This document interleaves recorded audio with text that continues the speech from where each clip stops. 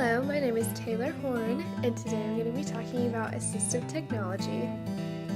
So, assistive technology, as defined by IDEA, is any item, piece of equipment, or product system, whether acquired commercially off the shelf, modified, or customized, that is used to increase, maintain, or improve the functional capabilities of children with disabilities.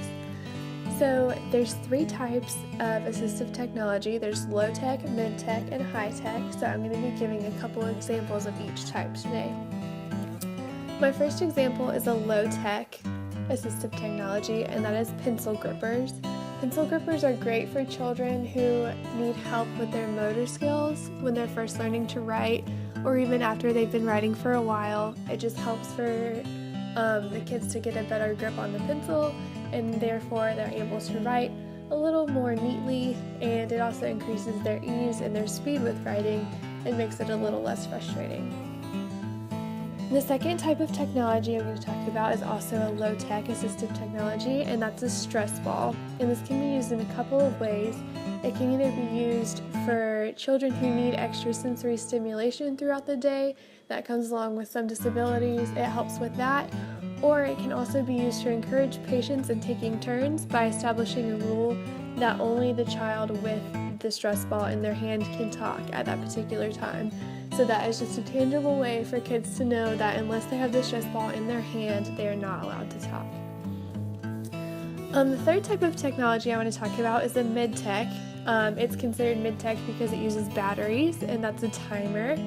A timer in a classroom can either be a motivation for children, like, okay, you only have to write for 5 more minutes, so I'm going to set your timer for 5 more minutes, and when it rings, then you're done and you don't have to write anymore. Or it can be used as kind of a warning for them, like, hey, I know recess is your favorite activity, but I'm going to set the timer for 5 minutes, so you know ahead of time that in 5 minutes we have to go in and recess is going to be over. So a timer is a really great tool for kids with disabilities, just to give them a lot of clarity and understanding how much time they have left, and it really improves their time management skills.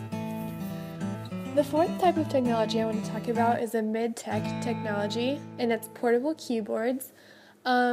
Typically, portable keyboards connect directly to computers and printers, so children who can't write but can type can just sit at their classroom desk just like all the other children, and they can go ahead and complete their classroom assignments at their desk. They don't have to be separate in a computer or even a computer lab.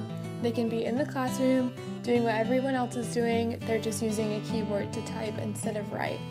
So that's a really good resource, because then you can just plug it right up to a computer or printer, and the child can either print out their assignment or they can submit it online.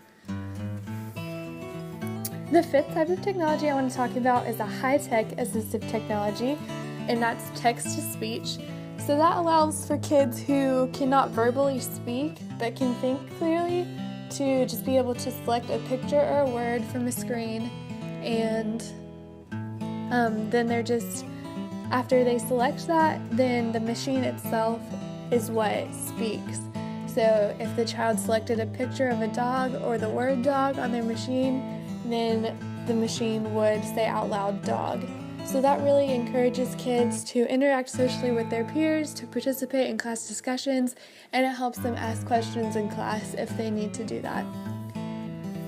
The final type of assistive technology I want to talk about is another high-tech, and it's called Rewordify, and there are also other similar softwares like Rewordify, but basically the principle behind the software is that after it's installed on a computer, it automatically detects complex words on websites, and it replaces them with simpler synonyms.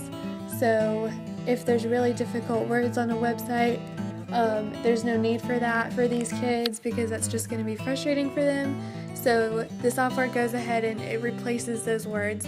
And then for some words that are a little more complex and don't have simple synonyms, it defines those words for the kids. So this is a great resource for kids who are a little less advanced to still be able to participate in research activities and online activities with the rest of the class.